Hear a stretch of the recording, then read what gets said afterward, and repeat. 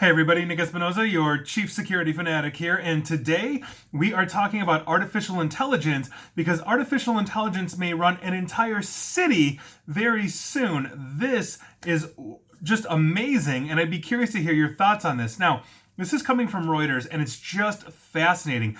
Danish architecture firm BIG and Chinese tech company Terminus discuss plans to build an AI-run campus-style development in southwestern China in a city called Chongqing during an online panel at the Web Summit, which is a global tech conference. Now, we're talking about everything from robots delivering your coffee to office chairs rearranging themselves after a meeting. This smart city project aims to put artificial intelligence in charge of everything. Now, this was launched in April. It is called the Cloud Valley Project, and it envisions a city of about 13 million square feet, which is the equivalent of about 200 football fields or so, where technology basically allows people to live more comfortably by anticipating their needs. And according to Terminus on their website, and I quote, "As sunlight hits the houses, bedroom windows adjust their opacity to allow natural light to wake sleepy residents." They also highlighted things like tranquil green spaces, rooftop gardens run by artificial intelligence for proper growth and all that kind of stuff. To continue on, and I quote, "Once the light has filled the room, an AI virtual housekeeper named Titan selects your breakfast, matches your outfit with the weather, and presents a full schedule of your day."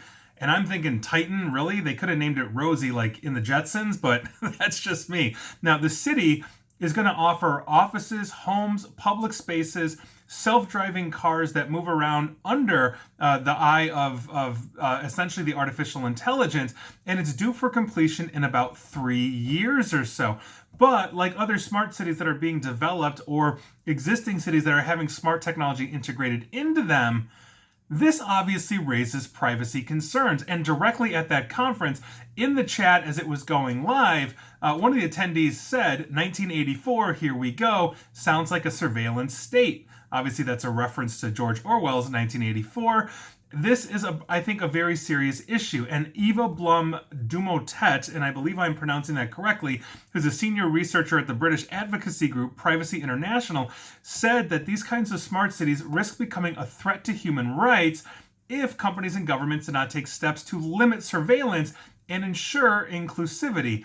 And to quote, "We need to ask, for instance, how the city will affect people who may not be tech literate." In other words, if you don't know how to use the interfaces or really interact with tech, can you exist in that kind of world?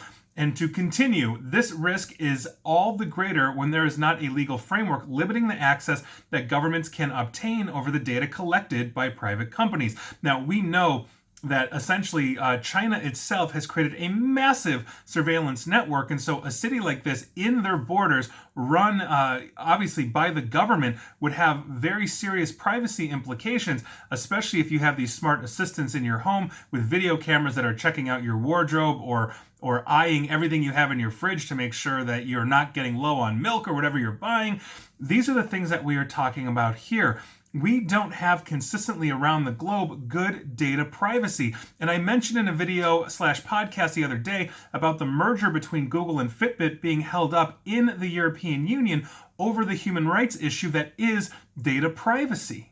And so if we are having issues, let's say with Google, can you imagine an entire government and basically could put cameras in your home, not to mention microphones, everything you talk, you do, you say. It's going to understand everything from, let's say, how much cream you put in your coffee to the routes you like to take to work, to how much you weigh as you sit on the chair, if it has pressure sensors for the artificial intelligence to adjust to you. I mean, there is so much information that we collect when we are automating. And if that is going into the hands of the government, that is a very scary prospect. That is essentially the antithesis of what privacy is. I mean, we have, for the most part, especially in countries that have republics or democracies, a bit of a libertarian streak in us where we honor our privacy. We want democratic values, but we also have the right to do what we want to do without that being tracked or recorded. This is why we have things here in the United States like HIPAA laws that protect our health records. Organizations can be in trouble, get fined or penalized if they expose our private health records against our consent. Now, think about everything in your life that you're going through. There's a smart toilet that's coming out that actually analyzes urine to tell you if you've got potential issues as you go to the bathroom. That is a great technology. But when that's going to the cloud to store that information for you, you better know who's running that cloud. So that is your news of the day. I'd love to hear your thoughts on this because the privacy wonk in me is terrified. The geek in me is like, cool, there's definitely a dichotomy in my brain here. I would love to have a smart city, providing I could 100% understand that all of that data is 100% mine and it's not seen by anything except my ecosystem that only I can control. But enforcing that and ensuring that is a massive hurdle. And that is your news of the day. And please like, share, follow me here on Facebook and Twitter at NickAESP. And please feel free to subscribe to me at YouTube as well. And as always, stay safe and stay online. Thanks, everyone.